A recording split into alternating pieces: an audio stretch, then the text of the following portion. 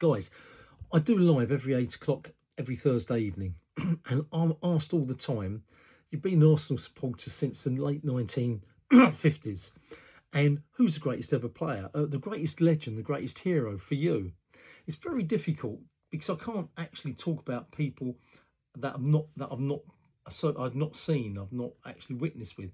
So straight away, I have to take out Herbert Chapman.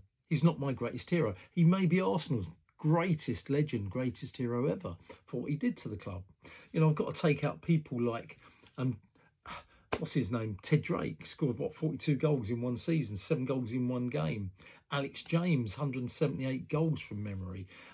Compton, so many great players from the past. But from my time, you know, the great players, you know, are sort of Liam Brady. Oh, I love Liam Brady.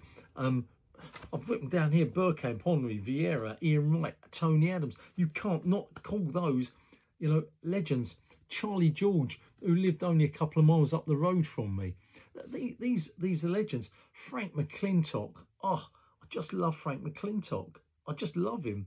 What a player, what a person he looked. And, you know, I've never met him. But what a person. I'd love to meet Frank McClintock. Ian Wright I'd love to meet as well.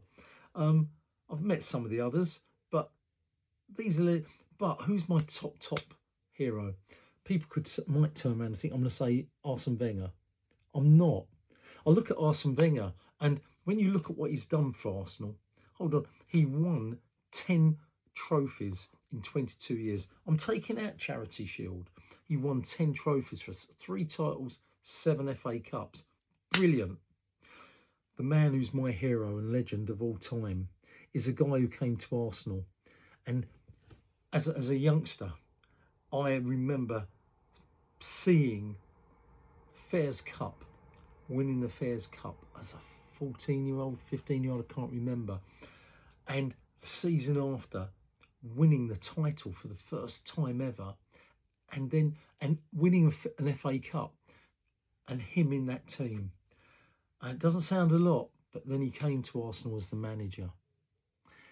And we were a dire team, really, mid-table team, didn't play good football, not a great team.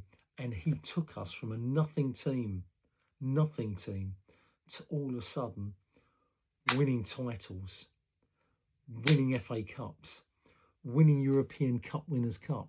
Yeah, would you believe that's the second European trophy we won that I've just mentioned? He was involved in the first as a player and won the second one as a manager. He was our manager at Anfield in 1989, George Graham. And when you look at his stats, guys, taking Charity Shield out of it, in 8 years as our manager, he won 6 trophies. 6. Arsene Wenger in 22 won 10. I mean, proportionally, George Graham won more trophies if you take Charity Shield out, which I do. And then, guys, I'll point out that when Arsene Wenger came, George Graham's back four was still there.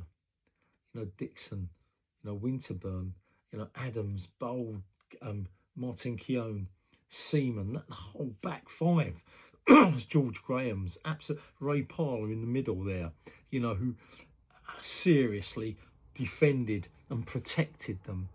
A brilliant player. People forget how good Ray Parlour was. And up front, Ian Wright absolutely scored. He was absolutely brilliant. And so when Wenger came along, he came along to a brilliant team, an absolute winning team.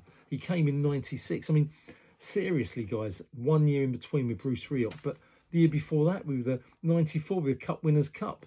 And the year before that, we won the FA Cup and League Cup double, and 91 we'd done the title. This was George Graham's side that Wenger took over. Yes, he improved it. Yes, he brought in that French, that wonderful footballing style.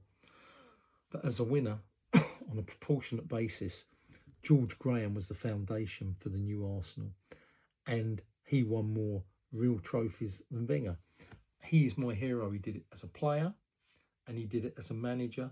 You can't beat that. George Graham, my all-time hero. I want to say Frank McClintock, I want to say Charlie George, I want to say Tony Adams or Ian Wright or, you know, Henri Vieira, but George Graham. Football Chat Uncensored, Reno talking.